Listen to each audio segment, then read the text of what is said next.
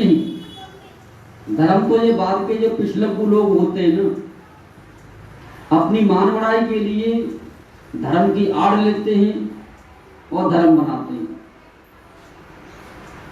जबी साहब ने कहा, साहब ने भी कहा और सभी हमारे पुराणों में गाया जाता है, धर्म नहीं रे कोई सत्य समाना, आगम निगम पुराण बखाना।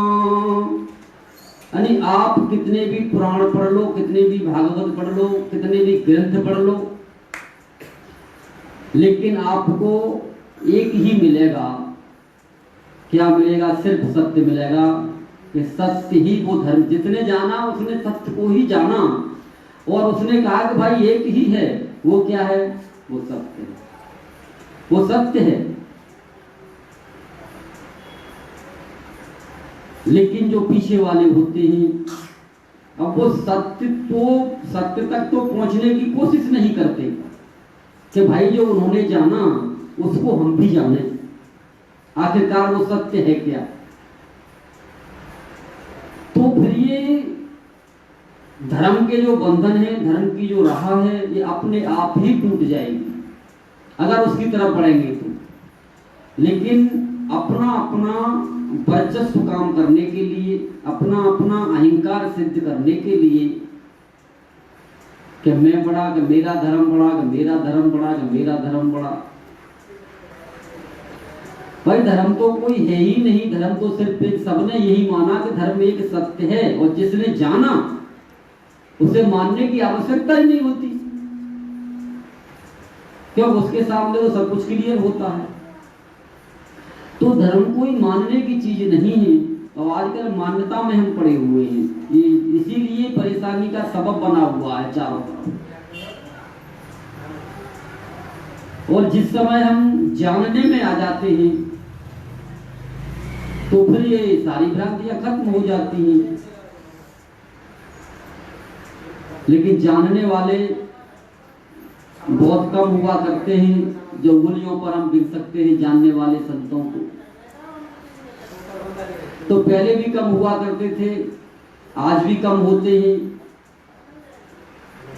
और निश्चित तौर पर ऐसी जगहों पर इनको ही बिरले कहा जाता है और कभी भी ऐसी जगह आपको भीड़ मिल ही नहीं सकती।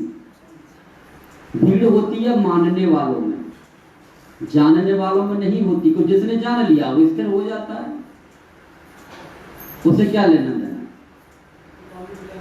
वो ज्यादा प्रोपगंडा में फंसता ही नहीं।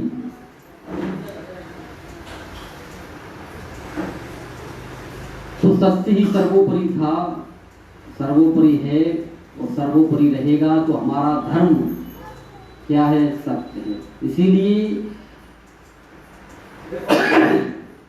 कबीर साहब को सत्य कबीर कहा जाता है।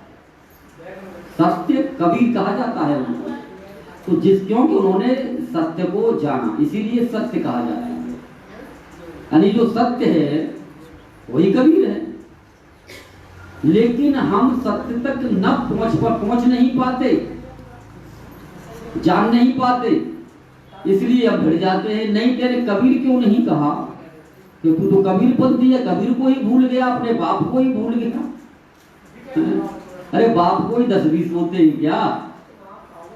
यह बाप तो एक था, एक ही है और एक ही रहेगा। वो कौन है? वो सत्य है।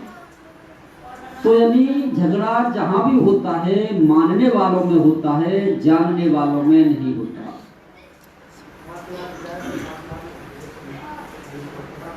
उसका यही कहना रहता है, भैया रे मैंने जाना है, तू भी जान ले। अगर तू जान लेगा तो ये जो भ्रांतियां हैं सारी खत्म अपने आप हो जाएंगी। यह है क्या? जब हम भी अपने गुरुजी के पास पहुंचे थे तो थोड़ा सा काम रह गया था लिखने वाला कि सत्य है कैसा। लेकिन 10-10, 15-15 साल पुराने गुरुजी के शिष्य थे, तो उनको तो अपना ही अहंकार था कि हम गुरुजी के बहुत पुराने शिष्य हैं। तो जब गुरु जी की कृपा से और सत्य को लिखा। तो लिखने के बाद एकदम शांति सा विलुप्त हो गया, कुछ भी नहीं, सिर्फ रहा तो सत्य ही रहा। अब उसको अवर्णीय है, किसी भाषा में प्रयोग नहीं किया जा सकता, लेकिन फिर भी आपने जो कह दिया वही सत्य है। तो कुछ गुरु भाइयों का फोन आया, बोले साहब कहाँ पर हैं? मैंने कहाँ पर है जी, इस समय ड्यूटी का टाइम है, ड्यूटी कर रहे हैं। बोले कि आज आप आश्रम में नहीं आए। मैंने कि भाई आज हम नहीं आ पाए क्योंकि काम इमरजेंसी था, इसलिए नहीं आ पाए, मैं अगले संडे को जरूर लाएंगे। तो बोले ऐसे कैसे हो गया, ऐसे कैसे हो गया? मैंने कि सब प्रभु की कृपा है। बोले आपने प्रभु कैसे कह दिया? प्रभु कैसे कह दिया? मैंने कि मुझे तो मां उसके अलावा कोई नजर ही नहीं आया, इसलिए मैंने कह दिया। लेकिन मैंने कि क्या कहना चाहिए? भाई कई बार होता है ना कि कोई नया आदमी आता है, तो हमारे यहाँ भी होता है, अरे साहब को बंदगी करना है, बंदगी करना। अब कोई होता है तो भाई राम राम कर लेता है, कोई नमस्कार कर लेता है, कुछ भी कर लो, उसमें क्या फर्क पड़ रहा है। तो वो ऐसी ही भ्रांति को जाना नहीं है ना, तो माँ इस तरह की भ्रांतियां उत्पन्न हो जाया करती हैं। मैंने कि भाई मुझे क्या कहना चाहिए था आपके हिसाब से? मैंने कि आप तो पुराने हैं, लेकिन मैंने तो जो जाना वो मैंने कह दिया, लेकिन आपके हिसाब से क्या कहना चाहिए? वो आपको कहना चाहिए साहब की कृपा है, साहब की कृपा है। तो मैंने कि प्रभु में और साहब में कोई फर्क है क्या? अरे फर्क कैसे नहीं है, बहुत फर्क है। बोले हमारे पास आओ तो बताएंगे। मैंने कि भाई हम तो गुरुजी के पास जाने वाले हैं, गुरुजी के पास जाते हैं। चलो मैंने कि मई मीटिंग होगी तो मैंने कि मई फिर आते हैं अगले संडे को, जब बात करते हैं। तो गुरुजी के पास पहुंचे, गोष्ठी हुई,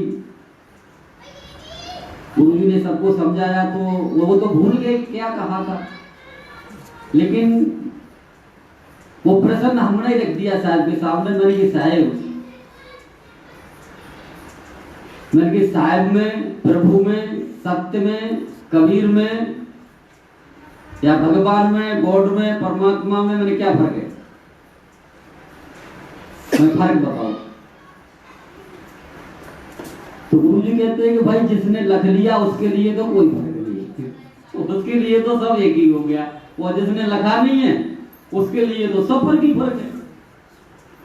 तो हमने उनकी तरफ नजर दौड़ाई, फिर मैंने देखो, तो देखो मानना एक अलग चीज है। ज्यादातर लड़ाई झगड़े और जो भी बातें हैं ना, हम आपस में जो बातें होती हैं वो मानने वालों में ही झगड़ा बनता है। कहा सुनी मानने वालों में ही होती है, और जानने वाला तो वो तो एकत्व हो जाता है, उसको क्या लेना है, एक ही तो है।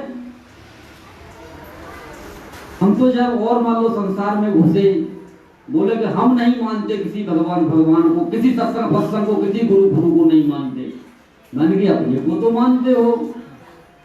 तो मैंने कि हम तो तुम्हारे भी चरण वंदना करते हैं भाई, तुम ही तो भगवान हो। बोले ऐसे कैसे हो गया? हमारी नजरों में तो हो गया, तुम्हारी नजरों में नहीं हुआ तो तुम जानो। हम तो मैंने कि तुमको तुम कहो तो रोज तुम्हारी वंदना करें, आप राजी हो जाओ करवाने के लिए, रोज आपकी वंदना करेंगे, क्योंकि आप ही तो वो है जिनको हम ढूंढ रहे थे। नहीं, हमें तो मिल चुका है, अपने को तो मानते हो, किसी को मत ना मानो। तो आप लोग क्या कहते, बोले यार ये सटक गया क्यों? बोले पता नहीं कैसी बातें करता है, इसकी बातें समझ में नहीं आती।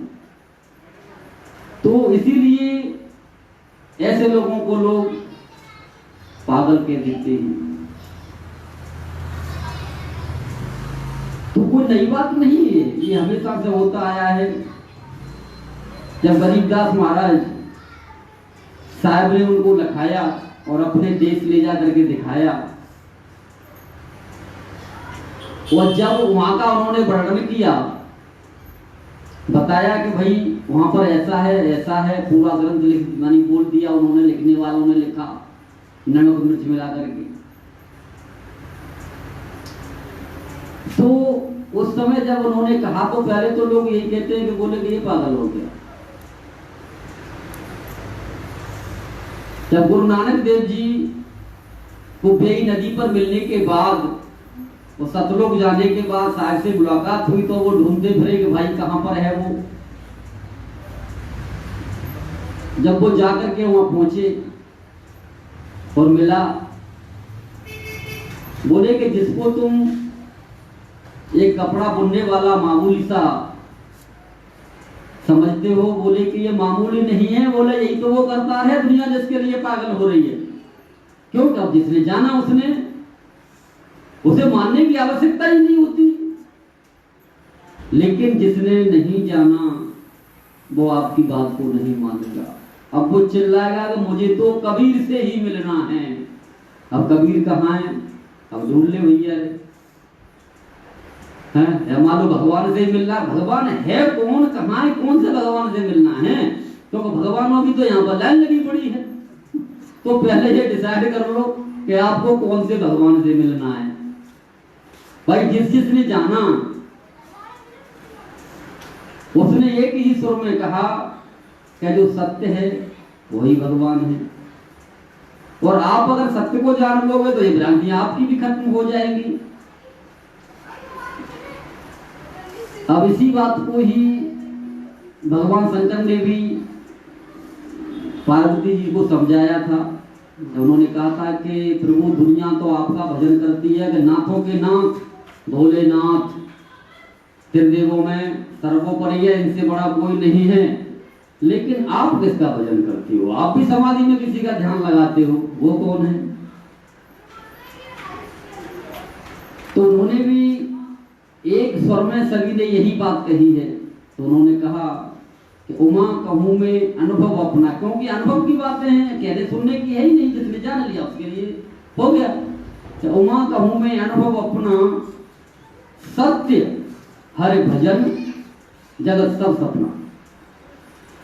यानी अब वो हरि को पकड़ लिया, सत्य को छोड़ दिया।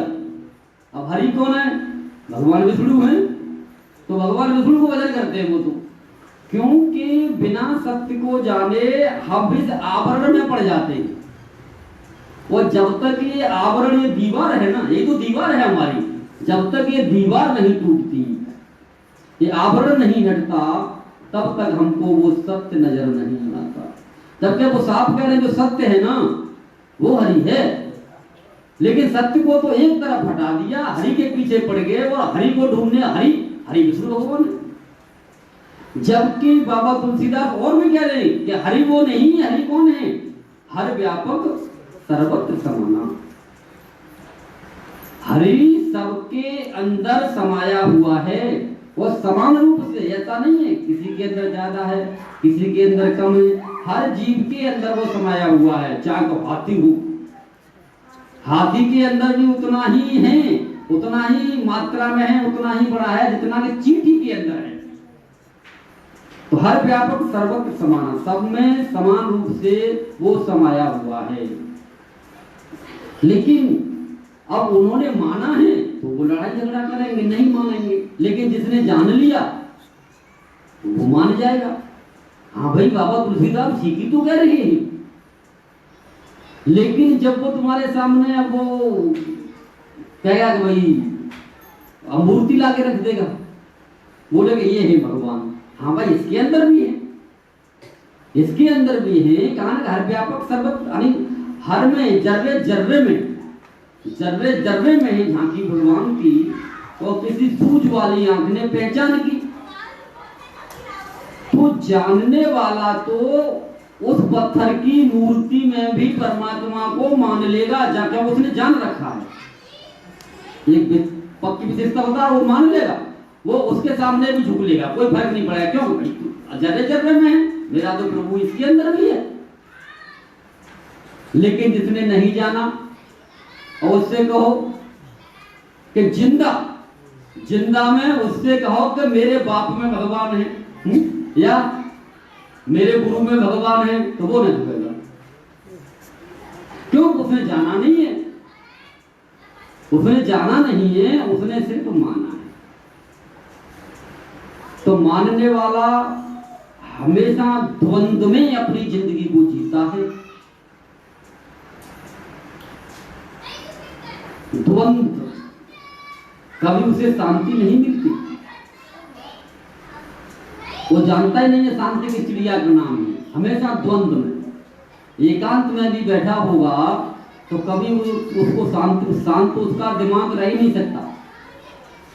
कभी उसकी इंद्रियां हमेशा चलायमान रहती हैं, मन उसका हमेशा चलायमान रहता है, द्वंद्व में रहता है हमेशा।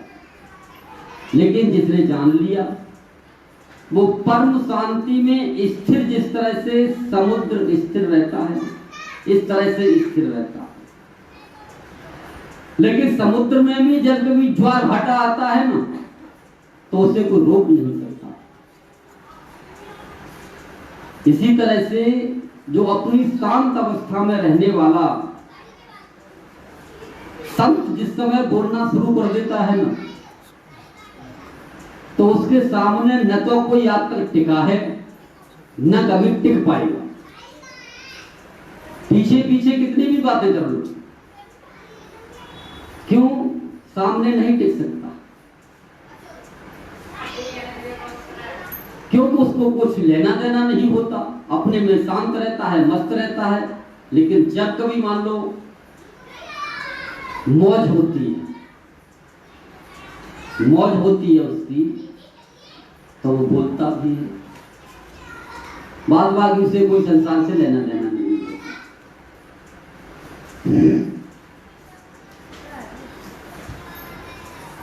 तो सबने एक ही मत से माना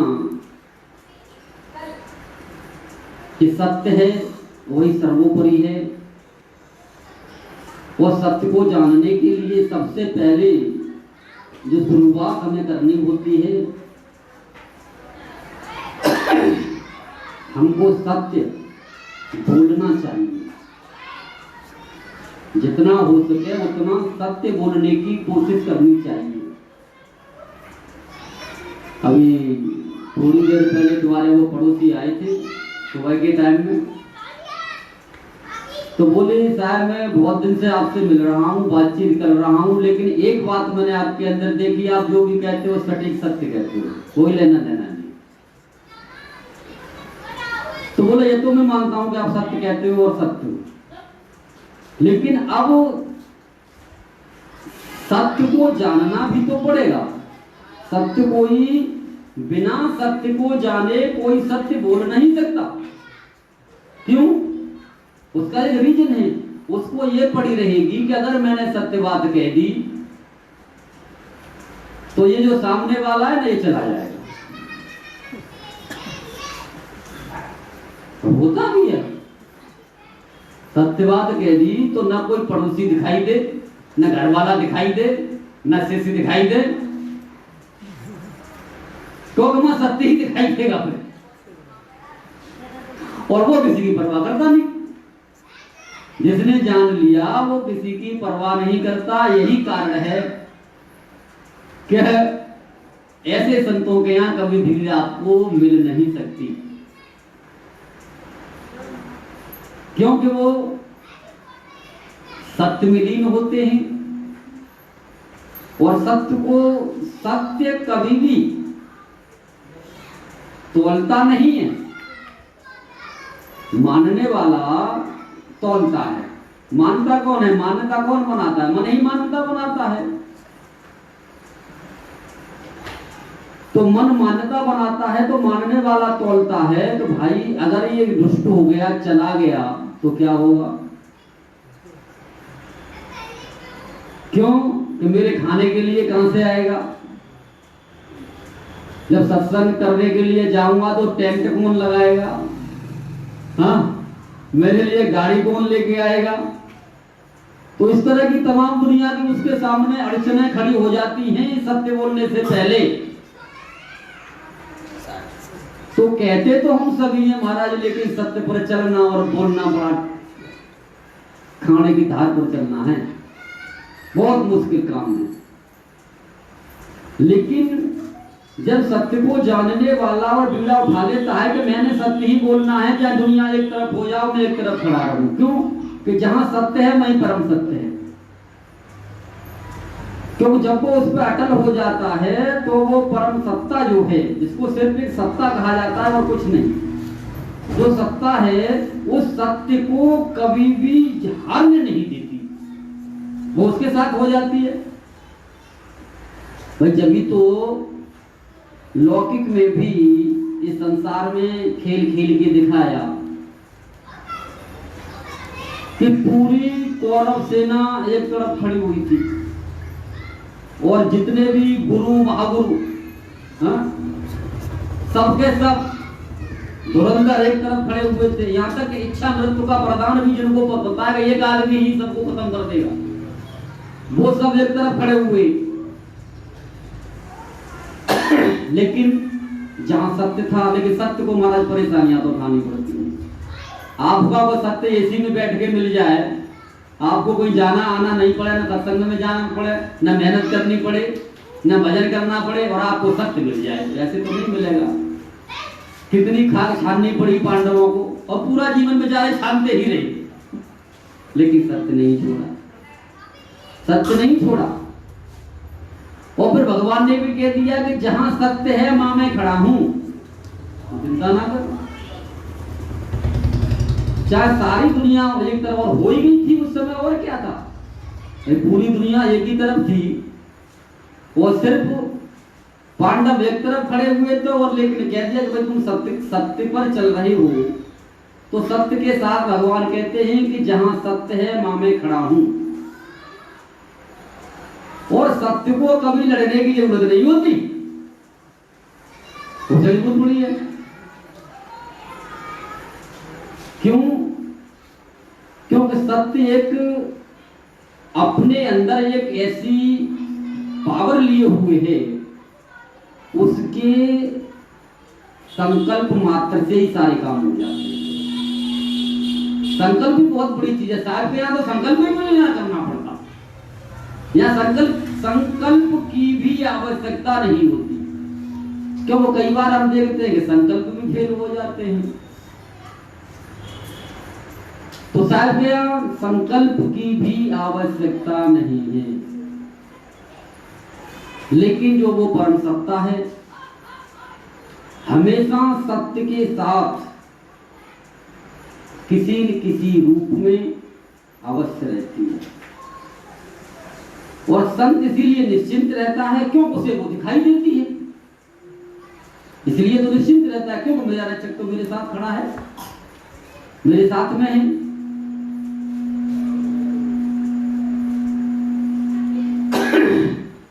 जब जिसको पता हो कि हमारा रक्षक हमारे साथ है, तो वो किससे डरेगा? क्यों डरेगा?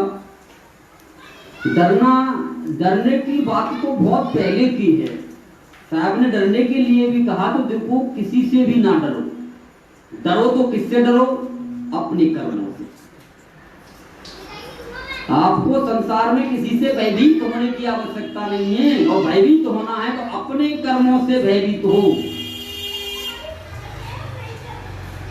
और परमात्मा से कभी मांगो तो ये कि हे प्रभु मेरे से कोई ऐसा कार्य न हो जाए जिससे कि दूसरों को दुख हो। तो जब हम अपने ही कर्मों से डरेंगे और कर्म कोई खराब करेंगे नहीं, तो काल के हाथ में है क्या? कुछ भी नहीं। कर क्या देगा हमारा? वो सिर्फ कर्मों का ही दंड देता है और कुछ भी नहीं कर सकता। तो जब हम सत्य पथ पर चलते हैं, सत्य ज्ञान में चलते हैं, भाई जब तो नाम रखेगा सत्य ज्ञान मुक्ति धाम। सत्य ज्ञान में चलते हैं तो मुक्ति हमारी निश्चित तैयार खड़ी हुई है। मुक्ति में ही हम रहते हैं हमेशा। क्यों?